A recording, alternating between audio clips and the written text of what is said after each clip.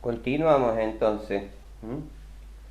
Bueno, decía entonces que las características de este procedimiento, ¿sí? Digamos, tienen mayor continuidad, ¿no es cierto?, que el proceso de cementación sólida, ¿no es cierto?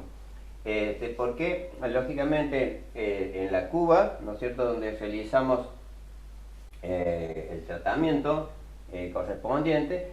Lógicamente aquí, ¿no es cierto?, esta cuba es calentada, ¿no es cierto?, por medios eléctricos o de otro tipo de fluidos como pueden ser gases, ¿no es cierto?, que lógicamente está rodeando, ¿no es cierto?, el recipiente o la cuba, donde se realiza o donde se lleva a la temperatura necesaria del proceso, ¿no es cierto?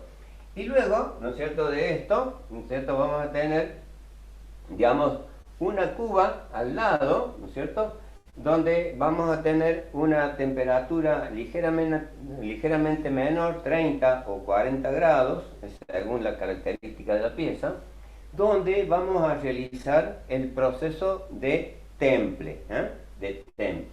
Entonces acá vamos a generar la cementación o la carbo o la cianuración, digamos, ¿no es cierto? Y al lado vamos a tener otra cuba con sales, pero esas sales, ¿no es cierto?, no van a ser activas, sino que van a ser sales inertes, ¿no? Y esa diferencia de temperatura, ¿no es cierto?, que vamos a tener inferior a la del proceso de cianuración, ¿no es cierto?, van a ser la cuba para temple. La cuba para temple.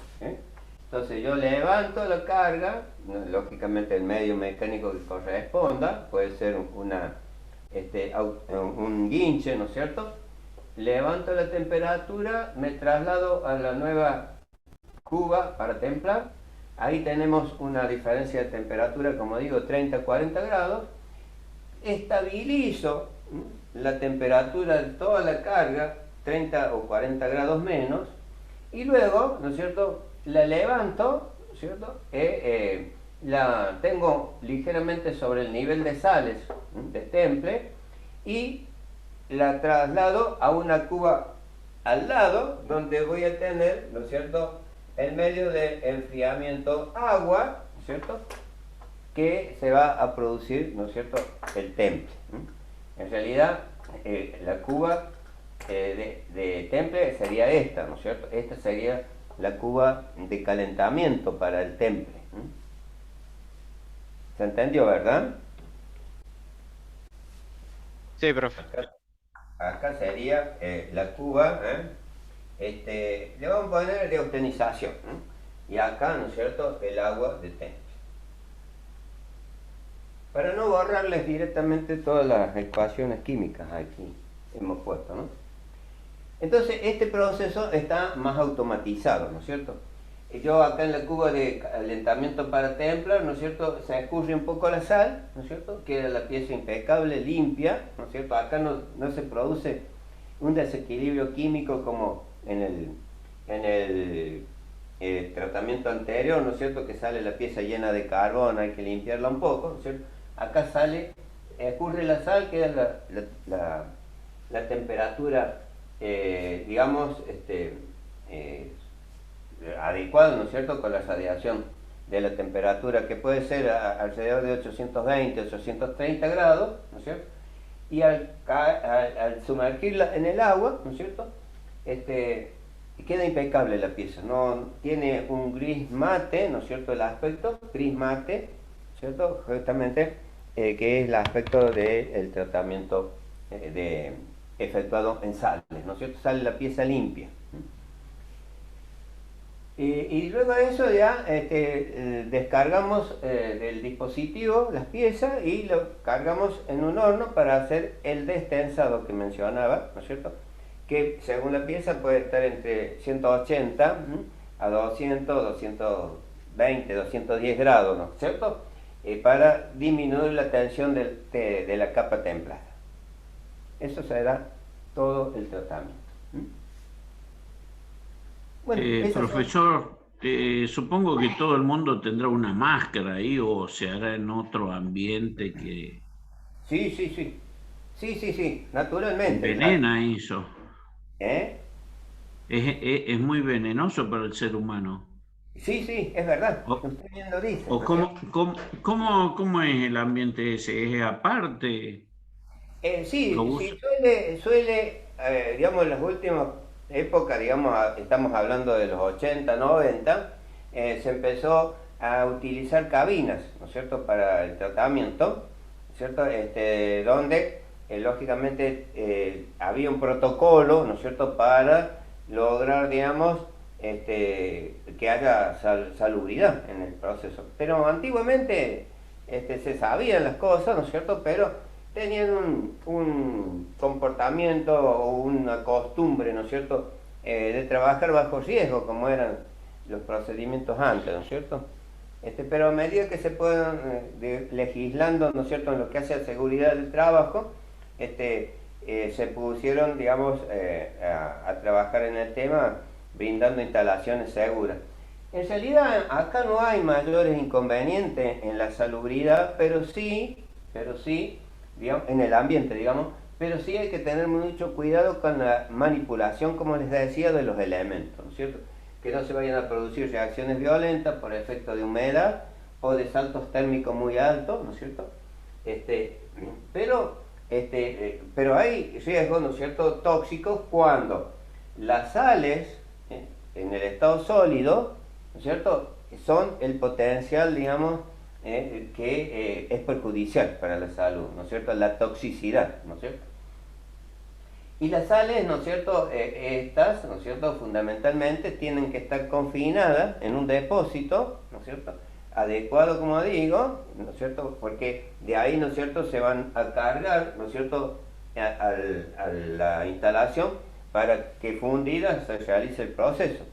Entonces, esas sales, ¿no es cierto?, analizadas químicamente, como mencionamos aquí, ¿cierto?, para que sea eficaz el procedimiento termoquímico, ¿no es cierto?, este, se va degradando también acá, ¿no es cierto?, en la cuba de tratamiento. Se va degradando. ¿Qué quiere decir? Que va perdiendo concentración del cianuro y al agregarse sales nuevas, ¿no es cierto?, se recupera en parte esa degradación.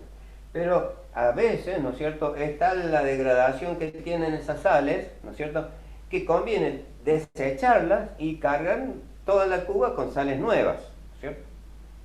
Y lógicamente esas sales que se desechan hay que llevarlas a un tratamiento de neutralizado para que una vez neutralizadas, ¿no es cierto?, pierdan la toxicidad y ya se puedan arrojar diluidas, ¿no es cierto?, a los efluentes industriales. Y ese proceso se realiza, digamos, en cubas, ¿no es cierto?, donde las sales se disuelven con agua y sulfato de hierro, ¿no es cierto?, y ahí se produce la toxicidad entonces de los iones carbono-nitrógeno y pierde, digamos, de ese modo la toxicidad y lógicamente esa agua se arroja afuera. Ese proceso sí, es muy importante realizarlo.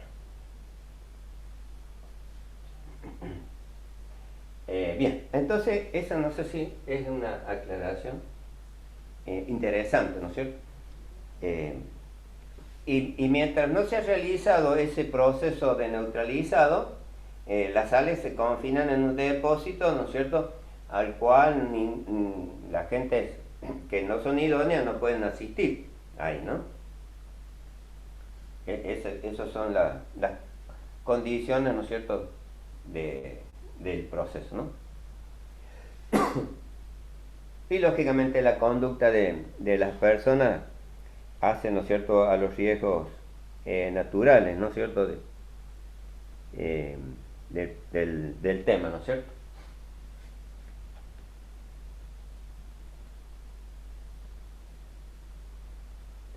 Bueno, no sé si quieren alguna pregunta al respecto. Bueno, entonces ahora vamos a ver la cementación gaseosa. Borramos todo esto.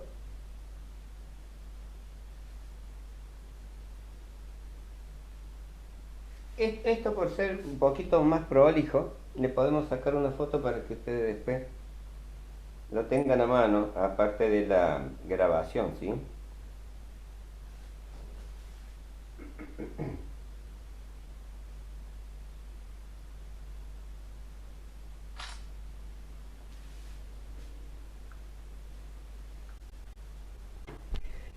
Bien.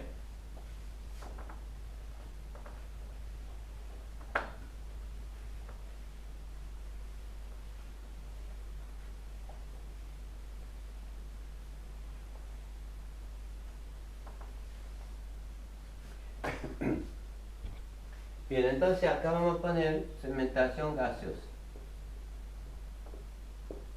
Como la palabra le indica, la atmósfera, ¿no es cierto?, es producida por un gas.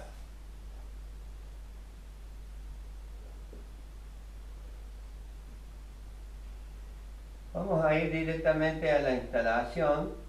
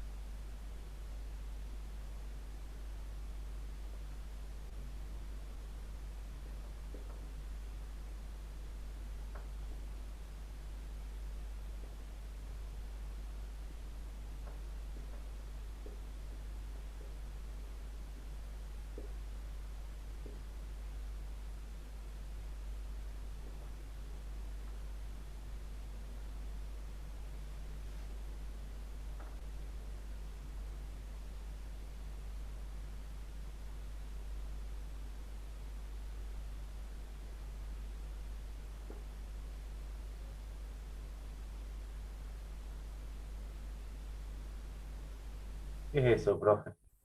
Ah, muy bien, buena pregunta, ¿no? Bien, entonces esta instalación, ¿no es cierto?, son las necesarias para producir la atmósfera, ¿no es cierto?, del proceso de cementación gaseosa, ¿sí?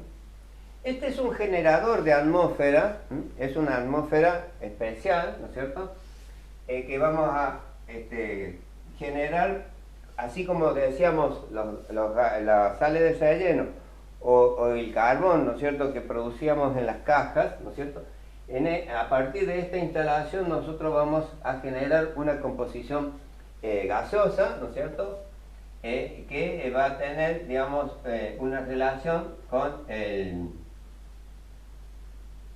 monóxido más H2O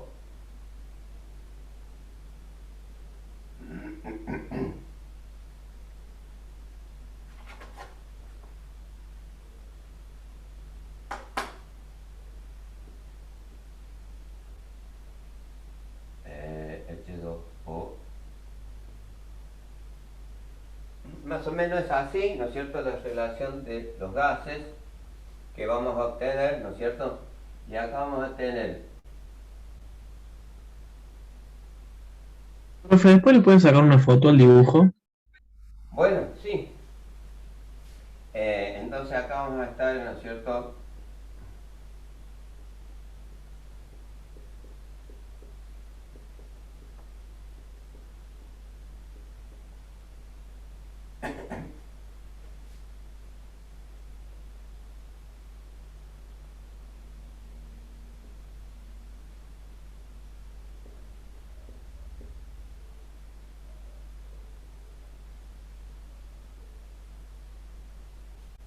bien, entonces,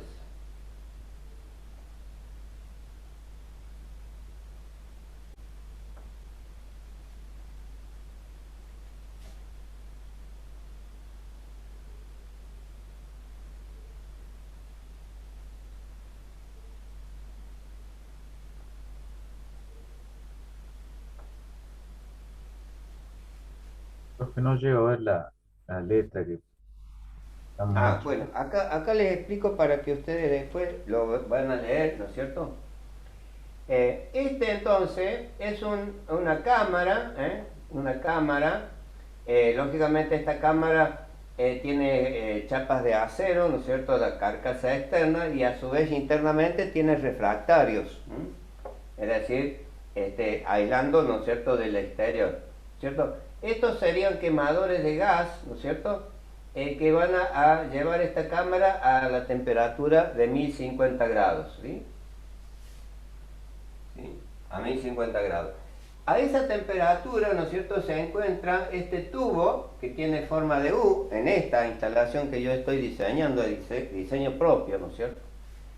Entonces, el gas, ¿no es cierto?, ingresa por el tubo y sale, ¿no es cierto?, y al salir, ¿no es cierto?, tiene esta composición química. Es decir, el gas que usamos acá es un gas hidrocarburo. Hidrocarburo, es decir, que tiene capacidad de producir combustión.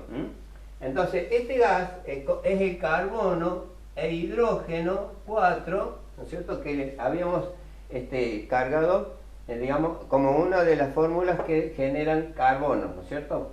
Entonces, el gas hidrocarburo es también denominado gas natural, ¿no es cierto?, o metano, cuya fórmula química es carbono H4, ¿recuerdan? Y esto, ¿no es cierto?, en la cámara del proceso se va a disociar como carbono e hidrógeno.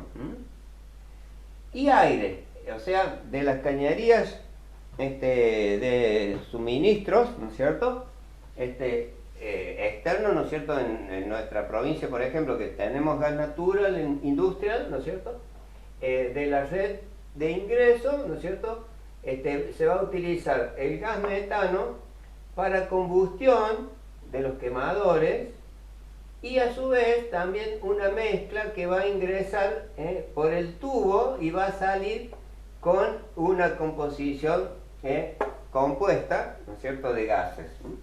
Y lógicamente acá, como ustedes pueden ver, ¿no es cierto?, tenemos el monóxido, ese gas, ¿no es cierto?, tan importante para el proceso, ¿sí?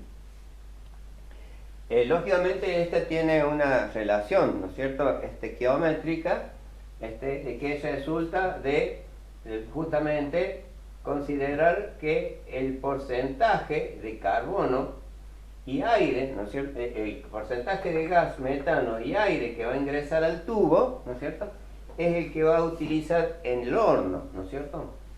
Entonces, ese porcentaje, ¿no es cierto?, es de cada metro de gas metano, ¿no es cierto?, tiene 2,3, 2,5 metros cúbicos, que se simboliza así, ¿no es cierto?,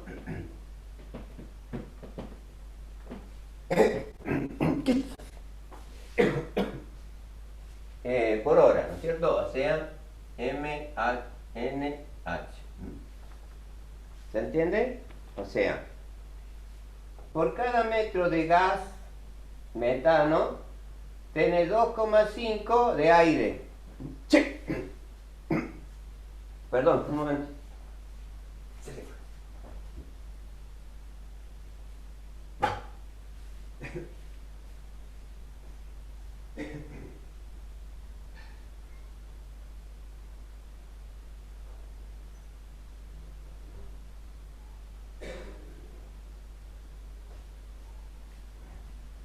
Un momentito, tengo claro, ¿no es cierto?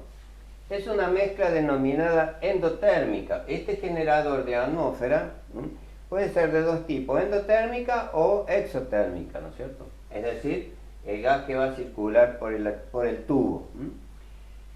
Mientras que para la combustión, ¿no es cierto?, la relación entre el gas y el aire es 1 a 10. Para los quemadores, la relación, entonces, de cada metro de gas, ¿no es cierto?, son 10 de aire, para tener, digamos, el potencial calorífico mejor, perfecto, ¿no es cierto? o que tenga el rendimiento adecuado, ¿no es cierto?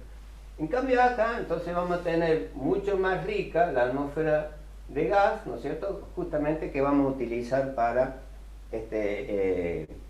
llevar a la instalación de cementación, ¿no es cierto? Entonces, en esta condición, luego de un tiempo, ¿no es cierto?, de encendido en los quemadores, ¿no es cierto?, se va a llegar a la temperatura adecuada, ¿no es cierto? Y cuando se llega a la temperatura adecuada, recién, ¿no es cierto?, se hace ingresar la circulación de gas a través del tubo.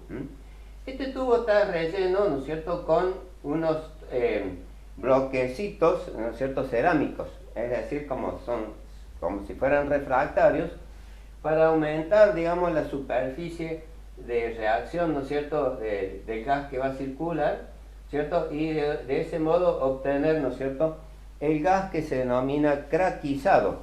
Acá se craquiza el gas, es el proceso que normalmente se define químicamente, ¿no?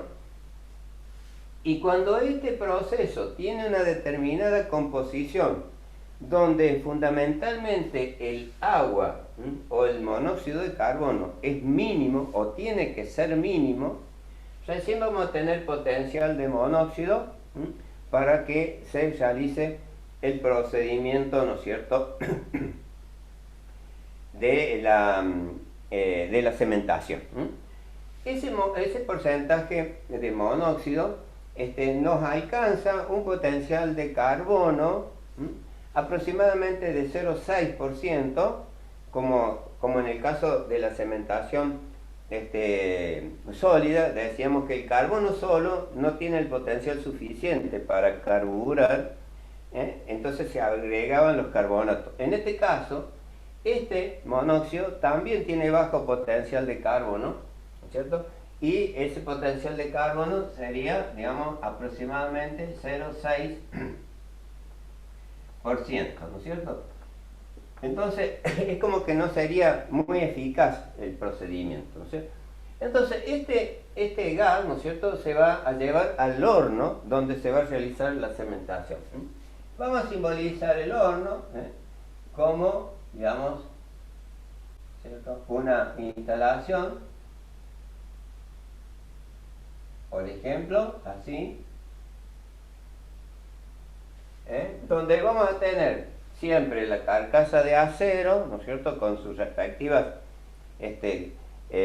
columnas, ¿no es cierto?, o la estructura, ¿no es cierto?, necesaria para soportar, digamos, todo este proceso, ¿no es cierto?, de temperatura y demás, ¿no es cierto?, y a su vez refractario, ¿no es cierto?, tanto en las paredes, el techo, en los extremos, ¿no es cierto?, siempre con los refractarios adecuados, ¿no es cierto?, según la zona, ¿no es cierto?, que va a tener este horno, ¿no? Y a su vez, ¿no es cierto?, tenemos un piso interno, ¿no es cierto?, y a su vez vamos a tener una guía por donde nosotros vamos a introducir las bandejas, ¿no es cierto?, o los canastos, según el tipo de pieza que se acostumbre a procesar, ¿no es cierto? Entonces acá, ¿no es cierto?, vamos a tener la puerta, donde va a ingresar la carga, y luego toda la instalación, estos círculos que yo hago aquí, serían tubos de radiantes, donde se va a ingresar el gas de combustión que va a llevar la cámara del horno a la temperatura del proceso. Normalmente el proceso acá en este horno puede ser de 850 a 870 grados, siempre considerando el tipo de pieza, ¿no es cierto?, al cual esté destinado, ¿no es cierto?, tanto en la producción horaria como la característica de las piezas. Hay piezas, por ejemplo, un árbol de leva, por ejemplo, ¿no es cierto?, que es de acero y se cementa, ¿no es cierto?, para que las levas tengan resistencia al desgaste para la conducción de las válvulas, ¿no es cierto? Entonces, esos árboles, lógicamente, van a ir colgados, ¿no?, porque es la forma con que no se van a deformar las piezas, ¿no es cierto?, durante el proceso y posterior temple del material. Entonces, irían colgados. Entonces, según las características de las piezas, va a ser el sistema de carga que va a tener. Entonces, con esta tubos, ¿no es cierto?, por donde va a circular gas, van a irradiar el calor a la temperatura, por ejemplo, redondeamos, de 860 grados. O sea, la cámara va a estar a 860 grados. Y por esa cámara van a circular las piezas. Entonces, este gas, ¿no es cierto?, ahora lo vamos a traducir, digamos, esquemáticamente como una flecha, ¿no es cierto?, va a incorporarse al horno, ¿no es cierto?, va a ingresar a través de una válvula. Esa válvula, ¿no es cierto?, tiene comando manual y tiene comando automático, porque justamente es necesario que este gas, ¿no es cierto?, pase en determinados tiempos, ¿no es cierto?, a la cámara del horno, porque este gas es combustible, este gas es combustible, y se ingresa al horno, ¿no es cierto?, que está, digamos,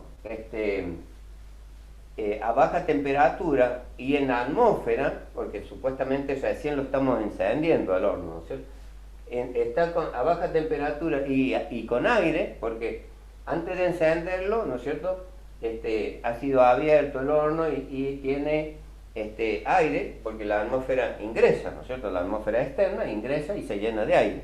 Entonces, para encenderlo y comenzar, ¿no es cierto?, el proceso de calentamiento, tenemos que abrir las puertas, ¿no es cierto?, encender luego el horno, poner los tubos, poner los circuladores en marcha. Normalmente los circuladores de aire están en la parte superior, ¿no es cierto?, poner los tubos en marcha, ¿no es cierto?, para que ese aire se vaya circulando, ¿no es cierto?, y a medida que va levantando la temperatura del horno, lógicamente no hay mayor problema, digamos, de que ese aire perjudique, ¿no es cierto?, a la condición de calentamiento. Pero si yo le abriera, ¿no es cierto?, la válvula, ¿no es cierto?, por debajo de una temperatura de encendido, ¿no es cierto?, ese oxígeno de la atmósfera puede producir una explosión dentro de la cámara, ¿no es cierto?, y lógicamente el daño dependerá del tipo de instalación, ¿no es cierto? Entonces, esta válvula se acciona manualmente después de que se observa que la temperatura dentro del horno tiene una radiación importante, como para decir, está próximo a la temperatura del proceso. O sea, nosotros nos asomamos dentro del horno, si vemos que está bien rojo, debe tener 700 grados por lo menos, recién ahí vamos a proceder manualmente a poner en contacto, ¿no es cierto?, la válvula, y por supuesto, con las puertas abiertas, ¿no es cierto?, ingresa el gas, ¿no es cierto?, por la temperatura se va a encender, pero lógicamente tiene un encendido suave, como si prendiéramos, digamos, un fósforo, ¿no es cierto?, se va a encender y va a empezar, ¿no es cierto?, a invadir la cámara, el horno, siempre con las puertas abiertas. Entonces, a medida que invade toda la cámara este gas combustible, ¿no es cierto?, va a ir desalojándose el aire, y va a generar, digamos, el ambiente, ¿no es cierto?, de esta composición, de esta composición química de gases. No obstante, ¿no es cierto?, por abajo, ¿no es cierto?, en la parte externa de la puerta y todas las aberturas que pueda tener el horno, ¿no es cierto?, hay un tubo donde vamos a suministrar gas, ¿no es cierto?, de tal modo de que encendemos una llamita, un piloto. En las chimeneas del horno también, ¿no es cierto?, hay una llamita que lógicamente encendemos apenas prendemos, ¿no es cierto?, los tubos radiantes. Digamos, como medidas precautorias, ¿no es cierto?, encendemos todas esas llamitas. ¿Por qué? Porque cuando este horno esté en proceso, ¿no es cierto?, a través de esas chimeneas, a través de la puerta, al abrir, ¿no es cierto?, va a salir ese gas combustible. Y si toma contacto ese gas con el oxígeno del aire, ahí se produce la reacción, ¿sí? En cambio, teniendo la llama, si se abre la puerta o si está saliendo el gas por arriba, se enciende, ¿no es cierto?, y no ocurre nada. Entonces, cuando se abre la puerta, cuando ya está el proceso, ¿no es cierto?, una válvula, ¿no es cierto?, abre, ¿no es cierto?, el gas del tubo, y esta llamita lo enciende y genera una cortina de llamas y evita de ese modo la explosión que se puede producir en el interior de la cámara. Esto es cuando ya todo está en funcionamiento. O sea que hay que ir analizando el paso a paso, ¿no es cierto? Entonces, ya teníamos el horno, la cámara en caliente, ¿no es cierto?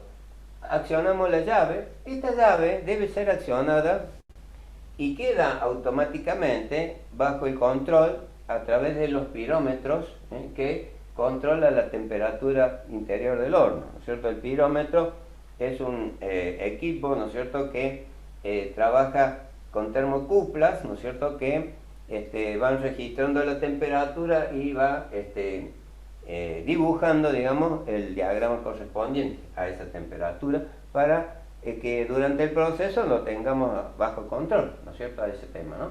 Entonces, cuando supera los 750 grados, ¿no es cierto?, y nosotros hemos introducido el gas a la cámara, queda bajo el control entonces del pirómetro a través de esa válvula. Si hubiera algún accidente, ¿no es cierto?, o que tenga, por ejemplo, demasiado tiempo abierta la cámara, o que por un problema eléctrico, ¿no es cierto?, se interrumpan las normales de circulación, ¿no es cierto?, que ocasione disminución de la temperatura dentro de la cámara, el pirómetro le avisa a la válvula y hace que el gas, ¿no es cierto?, salga afuera, o sea, no ingrese al horno, porque la temperatura es baja, entonces está avisando que hay problemas. Lógicamente, si la temperatura es baja y nosotros hemos introducido la pieza, se empieza a dañar la pieza, porque la temperatura, sin el gas de protección que le estamos enviando al medio, va a oxidar, o sea que va a quitarle carbono en vez de agregarle a la superficie de la pieza, ¿sí? Eso tenemos que tenerlo en cuenta. Entonces, cuando digamos está todo normalizado y dentro de la cámara, al igual que decíamos en el tubo, se registra una humedad mínima, ¿no es cierto?, mínima, estamos en condiciones de generar un potencial de carbono, digamos, preciso para comenzar a cargar las piezas. Entonces, esa composición del gas interno, en esta condición es baja, ¿no es cierto?, para generar el proceso de cementación. Entonces, tenemos que aumentar el potencial de carbono.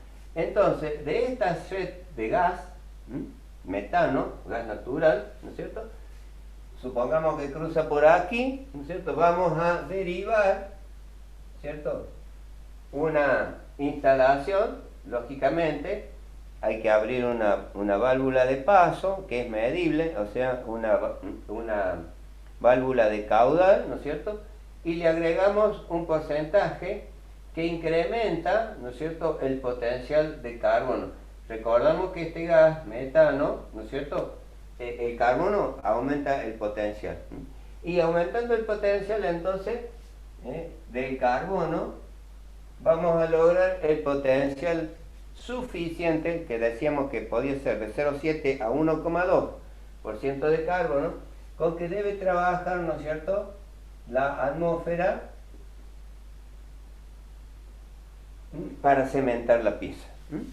Y entonces, dependiendo entonces de la temperatura, el tiempo y el tipo de pieza que se requiere, nos va a dar la profundidad de capa que nos solicita el proyecto de las piezas en tratamiento. Entonces, cuando están las piezas dentro de la cámara, lógicamente tienen que estar bloqueadas, ¿no es cierto?, las puertas, para que ahí se realice el procedimiento. las piezas, ¿no es cierto?, que antes de incorporarse al horno, ¿no es cierto?, pasan por un calentamiento previo, ¿no es cierto?, y a una cámara anterior, para que luego de un tiempo, ¿no es cierto?, esa pieza que ha pasado a esa cámara de precalentamiento, ¿cierto?, se llene de gas, ¿no es cierto?, de este gas que está pasando, para que luego de que está bien llena, de que no hay atmósfera externa que se produjo al cargar la pieza, ¿cierto?, se abra una puerta intermedia y recién pase el horno, la pieza al horno, o sea, a la cámara del proceso. O sea que, viéndola de costado, ¿no es cierto?, esta es la cámara del proceso, acá tiene la precámara o vestíbulo, ¿no es cierto?, y lógicamente aquí tenemos la pieza. Siempre por la puerta intermedia circula el gas de la cámara, ¿no es cierto?, y esta puerta que se había abierto para entrar la carga, ¿no es cierto?, al cerrarse empieza a invadir, ¿no es cierto?, todo el gas del horno, ¿no es cierto?, invade todo el vestíbulo. Entonces queda aislado de la atmósfera acá, este material. Normalmente siempre hay salidas, ¿no es cierto?, de gases, ¿no es cierto?, por alguna ranura o por algún espacio entre las aberturas, ¿no? Y cuando está todo completamente invadido por el gas del horno, se abre la puerta intermedia y pasa la cámara, ¿no es cierto?, e inicia el proceso. Este sería el procedimiento, ¿sí? Y aquí estamos cementando. Pero, como la cementación, decíamos, tiene un potencial, ¿no es cierto?, de resistencia, y a su vez tiene un gradiente, digamos, de profundidad, ¿no es cierto? Si nosotros queremos mejorar, podemos introducir nitrógeno también, como en el caso de las sales, a la capa del proceso de tratamiento.